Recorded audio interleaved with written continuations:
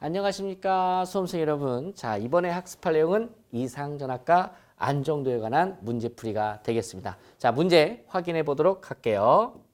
자, 3번 문제 볼게요. 송전솔로에서 페란티 효과에 대한 설명으로 옳지 않은 것은? 자, 1번부터 볼게요. 송전솔로에 충전 전류가 흐르면, 그쵸? 충전 전류가 흐른다는 것은 정전 용량 C가 존재한다, 이런 얘기예요.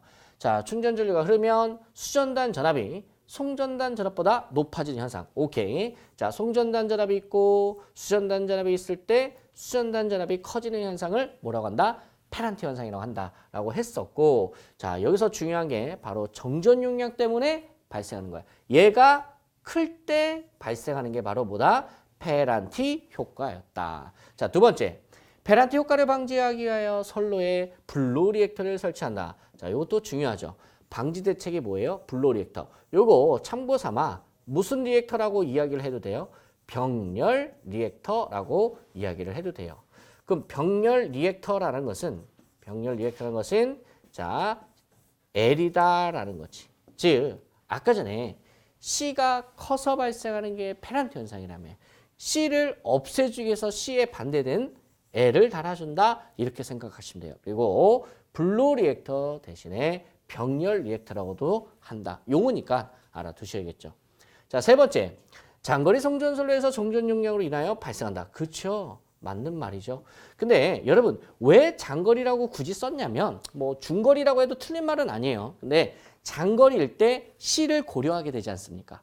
그죠? 뭐 단거리나 중거리는 C가 별로 크지가 않아요. 근데 장거리 정도가 되면 C를 이제 더 이상 무시할 수 없을 정도가 되는 거죠. 그래서 장거리에서 특히 문제가 된다, 이런 이야기예요. 자, 네 번째. 페란티 현상을 방지하기 위해서는 진상 무효 전력을 공급해야 된다. 큰일 날 소리 하고 있죠. 지금 C가 뭐예요? 진상 전류가 충전 전류죠. 진상 전류, 충전 전류가 흘러서 페란티 현상 발생하는데 거기다가 또 진상 무효 전류 공급하면 안 되지. 그러니까 뭐 공급해야 돼요? 지상 무효 전력. 그래서 지상이 뭐예요? 바로 L성분이다라는 거지. 그래서 정답은 4번이 되겠네요. 그래서 진상을 공급하는 게 아니라 저것을 없애주기 위해서 지상을 공급해야 된다. 자, 이렇게 정리하시면 되시겠습니다. 자, 문제 6번 갈게요. 가공송전솔로에서 이상전압의 내습에 대한 대책으로 틀린 것은? 자, 이상전압에 대해서 물어보네요. 자, 그럼 이상전압은 내부 이상전압과 외부 이상전압이 있다고 했었어요. 외부 이상전압은 직경내와 낙내, 요게 이제 외부 이상전압이었고, 나머지는 몽땅 다 내부 이상전압에 속한다라고 이야기를 했었어요. 자, 1번 보도록 할게요. 철탑의 탑각 접지정을 작게 한다. 그렇죠. 철탑의 탑각 접지정을 작게 해야 역섬락이 일어나지 않죠. 역섬락 방지를 해줄 수가 있습니다. 좋은 얘기예요. 자, 기기 보호용으로서는 피레기를 설치한다. 그렇죠? 외부 이상전압에 대해서는 피레기를 설치하고 내부 이상전압에 대해서는 서지 흡수기를 설치한다라고 이야기를 했었어요. 뭐 이랬든 저랬든 기기 보호, 일반적으로 이 피레기가 보호하는 기기는 뭐가 됩니까? 예, 변압기, TR이 되겠죠. 맞는 말이고. 세 번째, 가공지선을 철탑 상부에 설치한다. 예, 맞는 말이죠. 우리가 이제 철탑이 이렇게 있으면, 자, 이렇게 전선이 이제 매달려 지나가죠. 전선 매달려 지나가는데, 자, 가공지선은 철탑 맨 꼭대기 위에 이렇게 썰렁하게 지나가는 거. 요게 여러분 가공지선이었죠. 그래서 철탑 상부에 설치한다, 맞는 얘기가 되는 거예요. 자, 네 번째. 가공지선의 차폐각을 크게 한다. 틀렸네. 차폐각은 작게 해줘야 돼. 자, 조심하세요. 자, 차폐각은 뭐 할수록 좋다고요? 크게가 아니라 작게 해야 됩니다. 선생님, 차폐각이 뭐예요? 자, 제가 설명을 한번 드려보도록 할게요. 자, 차폐각이란 이런 거죠. 자, 예를 들어서 철탑이 이렇게 있어요. 그리고 자, 철탑 상부에 자, 이렇게 가공지선이 있다고 하겠습니다. 자, 그 다음에 여기 밑에 이렇게 전선이 있다고 할게요. 자, 여기 전선이에요. 자, 그러면은 여기에서 이제 직선 한번 그을 텐데, 요게 이제 가공지선이고 요게 이제 전선이에요. 요렇게. 그 다음에 요렇게. 그때 요 세타를 여러분 차폐각이라고 해요. 그럼 차폐각은 어떨수록 작을수록 좋아.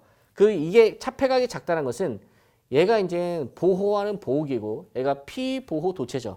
이 피보호 대체가 안쪽으로 들어와야 더 낙내에 여러분 안전하게 되는 거죠. 이해 가시겠습니까? 그래서 안쪽으로 들어와야 돼. 안쪽으로 들어온다는 것은 여기 여러분 세타가 점점 좁아진다라는 얘기예요. 그래서 여러분 차폐각은 어떻게 한다? 크게 하는 게 아니라 여러분 어떻게 한다? 작게 할수록 좋다더라. 이렇게 기억을 해주셔야 되십니다. 자, 문제 13번 갈게요. 피레기의 제한전압이라는 것은 피레기의 전격전압과 피레기의 제한전압은 시험에서 자주 용어 정리로 많이 물어봐요. 그래서 꼭 암기를 하시고 계셔야 되는데 정답은 4번입니다. 자, 충격방전 전류가 흐르고 있는 동안에 피레기 단자전압의 파고값을 우리가 피레기의 제한전압이라 하죠.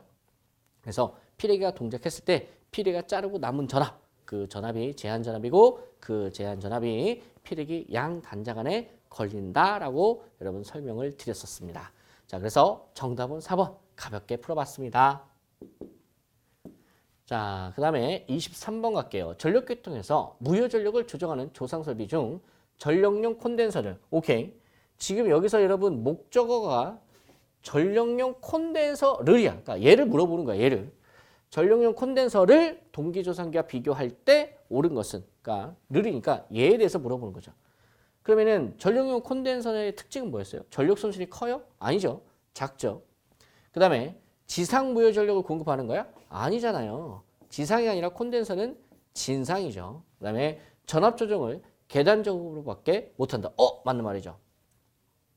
그 다음에 송전소를 시송전할 때 선로를 충전할 수 없다. 시충전 불가능하다라고 했어요. 그래서 여러분 조상설비 공부하실 때 콘덴서하고요. 그 다음에 리액터하고요. 동기조상기. 얘네들 특징이 있죠. 반드시 구분해서 꼭 외워주시기를 부탁드리겠습니다. 요거 시험에서 비교하는 거 잘 나와요.